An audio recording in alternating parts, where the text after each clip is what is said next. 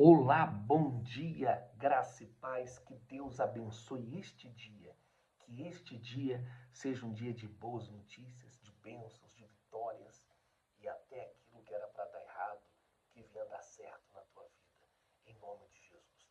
Nós vamos agora mais 3 capítulos das Escrituras Sagradas, da leitura da Bíblia, capítulo 19, capítulo 20 e 21. E nós já vamos começar com Zaqueu, capítulo 19 de Lucas.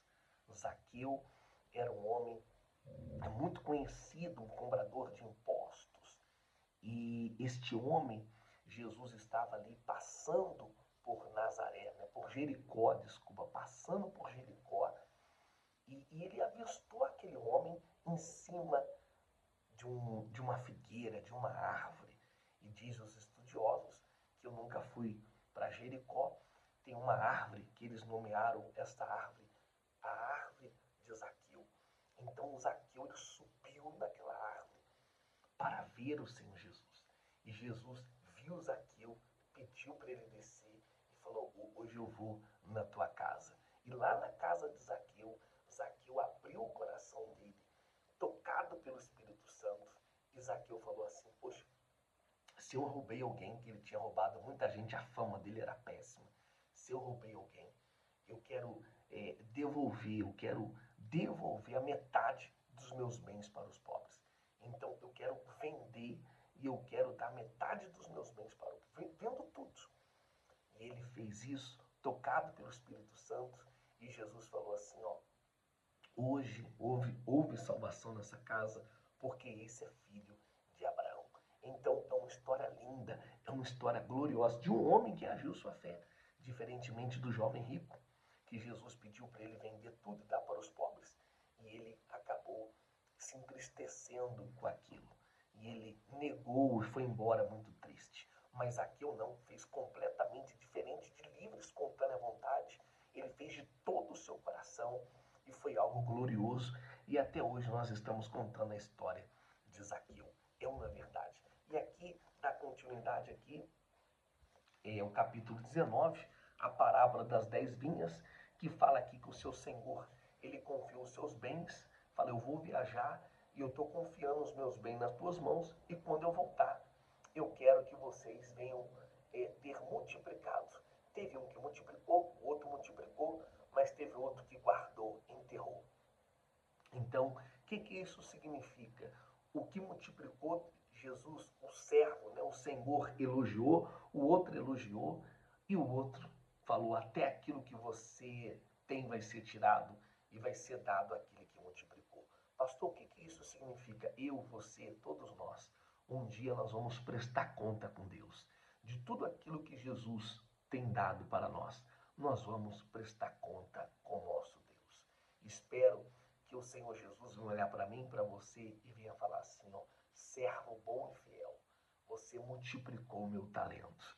Essa aqui é a parábola das 10 vinhas. E aqui fala também da entrada triunfal do Senhor Jesus, no verso 28 até o 41, que foi algo glorioso. Jesus entrou num jumentinho, e ali em cima daquele jumento, e as pessoas jogavam seus casacos, suas roupas, e falava: bendito é o que vem em nome do Senhor, e hosana nas alturas, algo glorioso. E Jesus ali naquela caminhada triunfal, ele chorou, porque diz também a palavra do nosso Deus, que ali no ano 70, a cidade, Jerusalém, ia ser completamente destruída no ano 70 depois de Cristo. E também Jesus chorou, porque ele conhece o nosso presente, o nosso passado e o nosso futuro.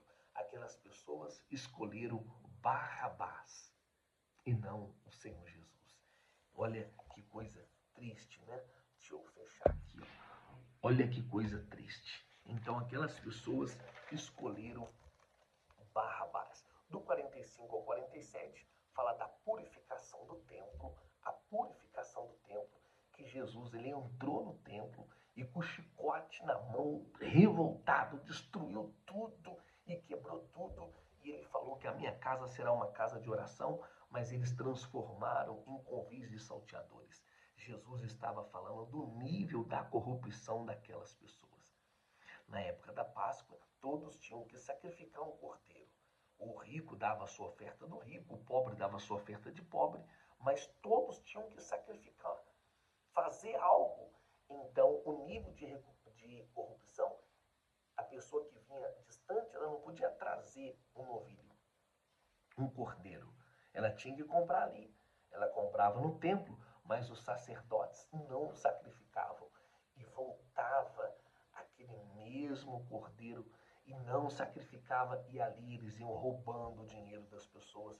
E por isso Jesus ficou muito revoltado com aquela situação. Então a lei, ela dava um espaço para que eles viessem vender ali os animais, mas era uma forma corrupta. No capítulo 20, olha só o que está aqui no capítulo 20, fala a autoridade do Senhor Jesus, que é questionada. Eles sempre estavam questionando, e Jesus, de uma forma clássica, de uma forma inteligente, Jesus ele fala assim: com que autoridade está fazendo essas coisas? Quem te deu essa autoridade? Os fariseus falando. Ele respondeu: eu também farei uma pergunta. O batismo de João era do céu ou dos homens? Então eles não souberam responder. Então Jesus também não respondeu absolutamente nada. Do verso 9 ao 19, fala dos lavradores maus. Né? Os lavradores maus. Então, esses lavradores maus aqui, está aqui, ó, a parábola dos lavradores. Então Jesus passou a contar um povo esta parábola. Certo homem plantou uma vinha, arrendou alguns lavradores e ausentou-se por algum tempo.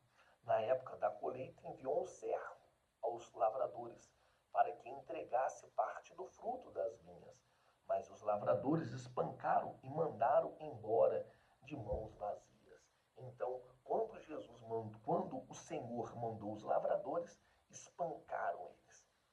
Então, aí diz assim: enviou ainda um terceiro, e eles feriram e o expulsaram da vinha. Então o proprietário da vinha disse: que farei? Mandarei meu filho amado. Quem sabe respeitarão.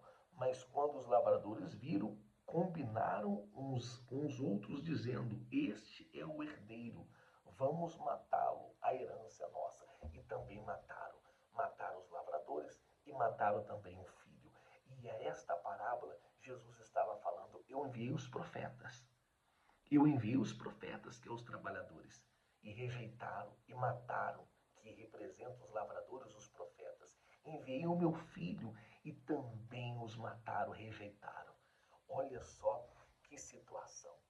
Então, esta parábola, Jesus, que é o dono daquela vinha, né, que os lavradores daquela vinha, que representa os apóstolos, os profetas.